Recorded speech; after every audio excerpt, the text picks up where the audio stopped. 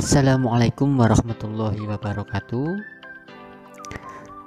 Bagaimana kabarnya anak-anakku sekalian? Semoga tetap selalu sehat ya. Selalu diberikan nikmat sehat, nikmat rezeki oleh Allah SWT. Nah, sebelum menyaksikan video pembelajaran kali ini, mari kita terlebih dahulu sama-sama saling mendoakan ya. Saya doakan kalian semua diberikan nikmat sehat, diberikan nikmat rezeki, diberikan kemudahan di dalam menyerap ilmu yang disampaikan. Doakan saya juga diberikan nikmat sehat, diberikan nikmat rezeki oleh Allah SWT. Amin, Allahumma amin. Nah, video pembelajaran kali ini adalah mengenai cahaya ya. Nah, pada materi sebelumnya, cahaya ini merupakan suatu gelombang ya, ketika merambat tidak memerlukan medium atau zat perantara. Nah,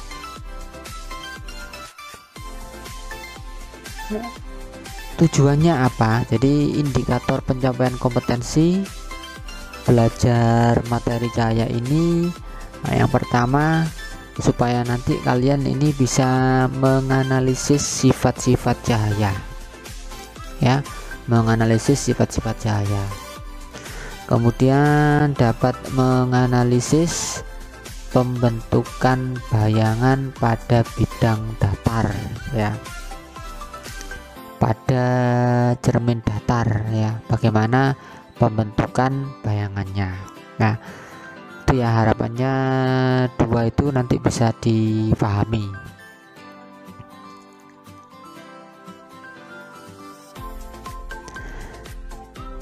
Nah, dengan adanya cahaya,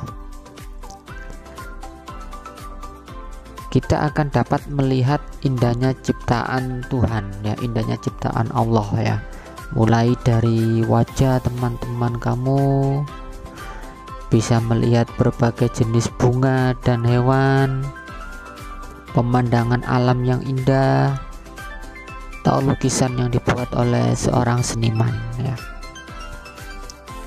Bayangkan jika tidak ada cahaya,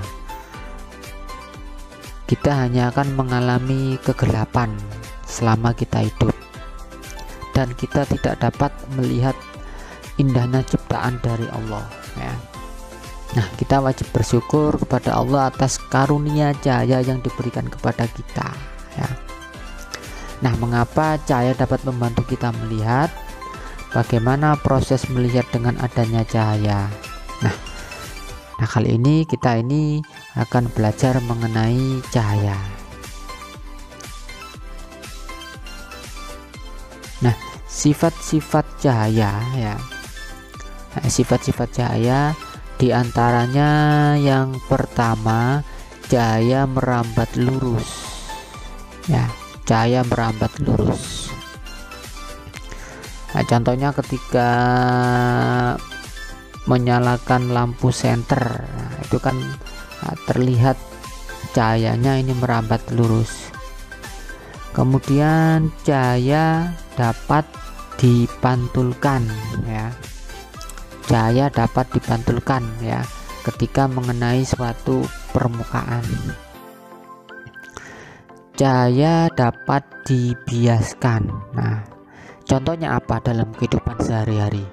Contohnya misalkan ketika gelas berisi air, kemudian dimasukkan sendok atau pensil ya, atau ballpoint, maka benda yang dimasukkan ke dalam gelas yang berisi air tadi akan terlihat seperti patah ya.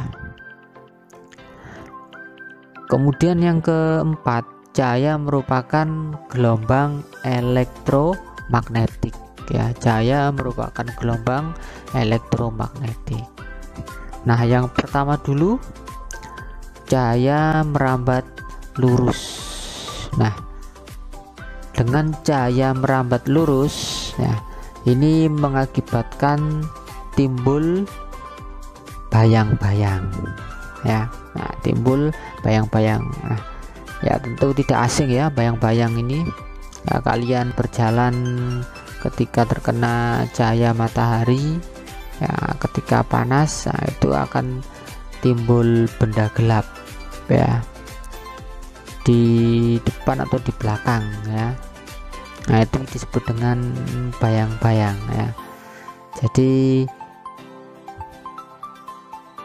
akibat dari cahaya merambat lurus ini nanti timbul bayang-bayang.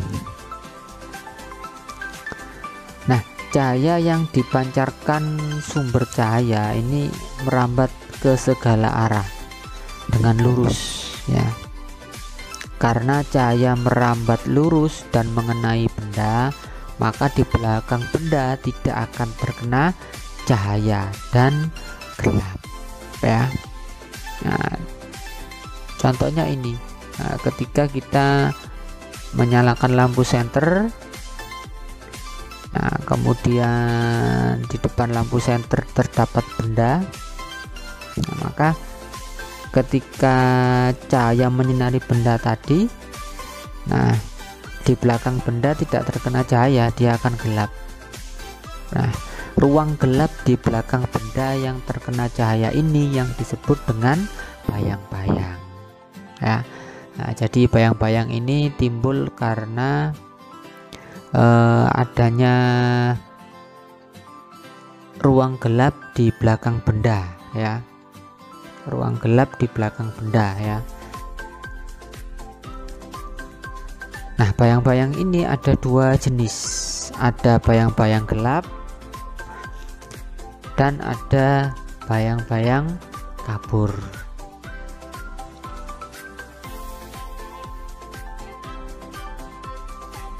Nah, yang kedua, cahaya dapat dipantulkan. Nah, cahaya dapat dipantulkan. Nah, cahaya dapat dipantulkan jika menumbuk suatu permukaan bidang. Nah, oleh karena itu ada dua jenis pemantulan di sini. Ada pemantulan baur atau difus istilahnya, dan ada pemantulan teratur ya. Kalau baur atau difus ini dia tidak teratur ya. Jadi ada dua pemantulan tidak teratur dan pemantulan teratur ya. Nah, pemantulan teratur yaitu bila cahaya mengenai permukaan yang datar ya,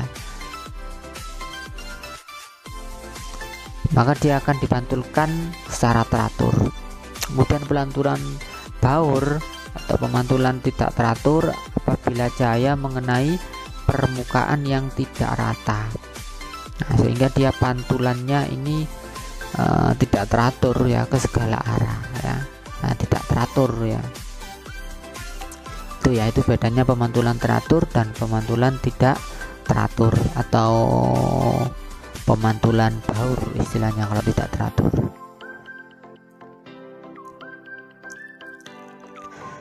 Nah,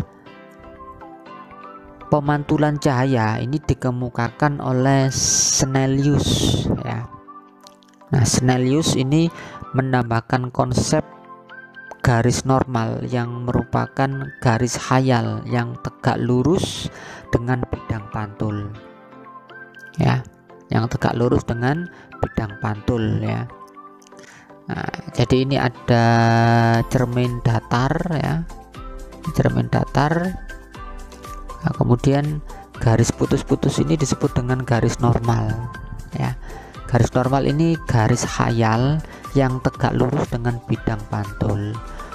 Fungsinya apa? Fungsinya garis normal ini berguna untuk mempermudah menggambarkan pembentukan bayangan oleh cahaya ya. Nah, Snellius ini mengemukakan dua hal ya. Yang pertama, sinar datang garis normal dan sinar pantul terletak pada satu bidang datar ya. Ya, cermin ini ya bidang datarnya ya. Kemudian yang kedua, besar sudut datang sama dengan besar sudut pantul ya. Sudut datang ini disimbolkan dengan I ya. Sudut pantul ini disimbolkan dengan R. Apabila sudut datangnya 30 derajat, maka sudut pantulnya juga 30 derajat. Apabila sudut datangnya 45 derajat, maka sudut pantulnya juga 45 derajat ya.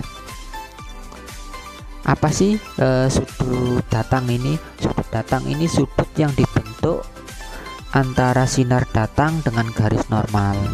Kalau sudut pantul, sudut yang dibentuk antara sinar pantul dengan garis normal ya.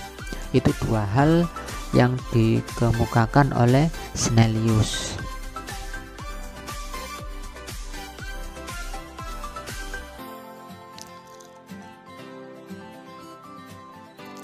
Nah, yang ketiga, cahaya dapat dibiaskan ya. Cahaya dapat dibiaskan ketika melalui dua medium yang memiliki kerapatan optik berbeda. Ya, artinya apa? Jadi kita mengenal ada tiga medium, zat padat, zat cair, sama zat gas. Ya, nah cahaya ini akan dibiaskan ketika melalui dua medium yang berbeda. Ya, nah kecepatan cahaya akan menurun saat dari udara memasuki air atau medium yang lebih rapat.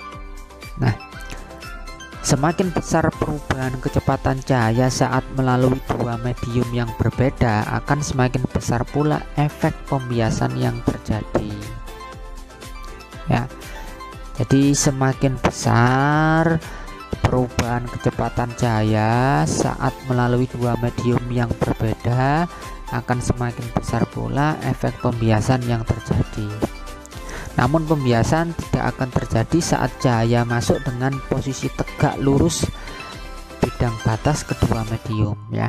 Nah, ini ada gambar pembiasan pada sendok di dalam gelas yang berisi air ya.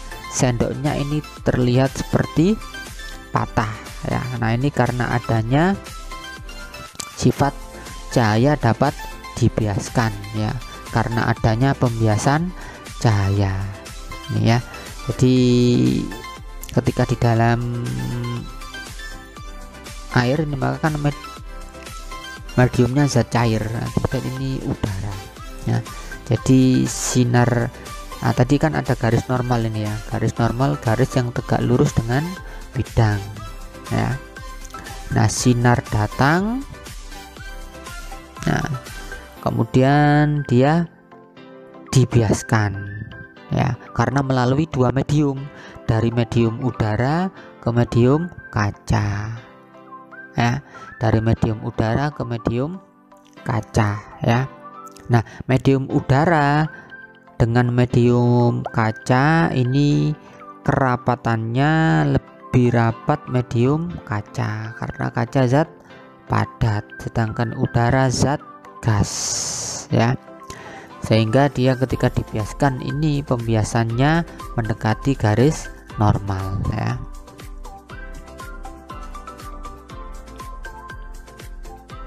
Kemudian yang keempat, cahaya merupakan gelombang elektromagnetik ya. Nah, contohnya ini ketika kita menyalakan lilin di sebuah ruang yang gelap, maka lilin akan dapat menerangi ruangan ya. Contohnya lagi, ketika matahari yang memancarkan gelombang cahaya melalui ruang angkasa tanpa medium, jadi tidak ada medium, jadi tanpa medium ya, tanpa zat perantara, matahari memancarkan gelombang cahaya ya.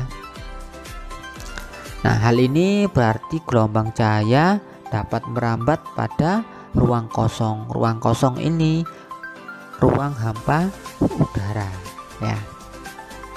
Nah, oleh karena itu berdasarkan frekuensinya gelombang elektromagnetik ini ada bermacam-macam ya, ada bermacam-macam ya. Nah, berikut klasifikasi gelombang elektromagnetik ya. Ini dikenal dengan istilah spektrum elektromagnetik ya. Nah, seperti ini ya. Jadi ada sinar gamma, ada sinar X, ada sinar ultraviolet, ada inframerah, ada gelombang mikro, ada gelombang radio. Nah, di antara sinar ultraviolet dan inframerah ini terdapat cahaya tampak ya. Merah, jingga, kuning, hijau, biru, nila, ungu ya. Nah, cahaya tampak ini yang dapat dideteksi oleh mata manusia ya. Panjang gelombang cahaya tampak ini berkisar antara 400 sampai 700 nm ya. Ini kepanjangan dari nanometer. Seberapa nanometer ini? Nah, jadi berkisar, jadi cahaya yang tampak ini berkisar 400 sampai 700 nanometer. Nah, ini besarnya 100 kali lebih kecil ya daripada lebar rambut manusia. 100 kali lebih kecil daripada lebar rambut manusia nih ya. Nah, semakin ke kiri ini panjang gelombangnya semakin pendek ya, panjang gelombangnya dia semakin pendek, energinya semakin besar ya, energinya semakin besar ya. Nah, jadi mata manusia ini dapat mendeteksi cahaya tampak ya, panjang gelombangnya berkisar 400 nanometer sampai 700 nanometer ya. Nah, ini yang dikenal dengan spektrum gelombang elektromagnetik ya. Nah, ini panjang gelombang cahaya tampaknya ya.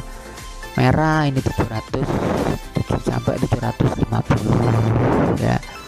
Kuning ini di antara 500 sampai 600. Ungu ini di antara 380 sampai 400 nanometer.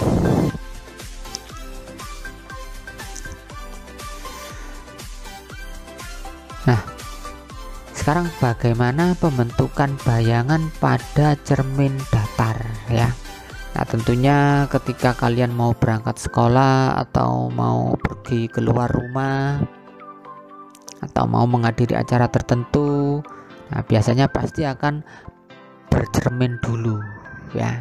Nah, kebanyakan rata-rata cermin yang dipakai ini adalah cermin datar ya. Nah, peristiwa pemantulan cahaya pada cermin datar ini menyebabkan pembentukan bayangan oleh cermin ya. Nah, bayangan bisa bersifat nyata, bisa bersifat maya. Kalau bersifat nyata ini apabila titik potongnya diperoleh dari perpotongan sinar-sinar pantul yang konvergen atau mengumpul.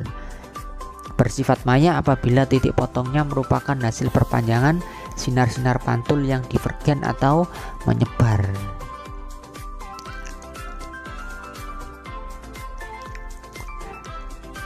Nah, apa saja sifat bayangan pada cermin datar?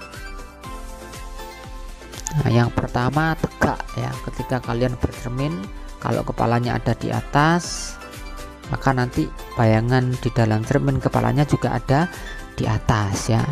Nah, tidak mungkin kebalik ya kepalanya ya. Kemudian maya. Maya ini artinya dapat dilihat di dalam cermin ya. Jadi diri kalian ketika bercermin itu ada di dalam cermin. Ini bersifat maya.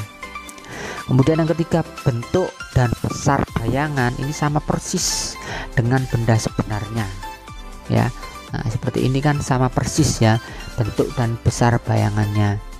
Kemudian jarak bayangan ini sama dengan jarak bayangan benda sama dengan jarak sebenarnya ya. Kalau jarak kalian dengan cermin 1 meter, maka nanti jarak bayangan kalian dengan cermin juga 1 meter ya. Kemudian yang kelima, di bagian kanan bayangan ini adalah bagian kiri pada benda sebenarnya atau sebaliknya ya. Misalkan ketika kita menyisir rambut dengan tangan kanan, maka di dalam cermin bayangan kita itu terlihat tangan kiri ya. Nah begitu sebaliknya. Nah itu tadi sifat bayangan pada cermin datar ya.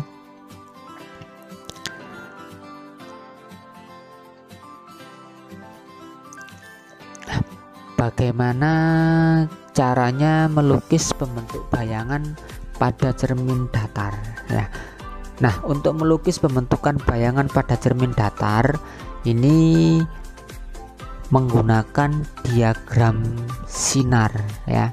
Nah, dengan langkah-langkah seperti ini ya, dengan langkah-langkah seperti ini ya. Yang pertama ya, lukis sebuah sinar dari benda menuju cermin dan dipantulkan ke mata.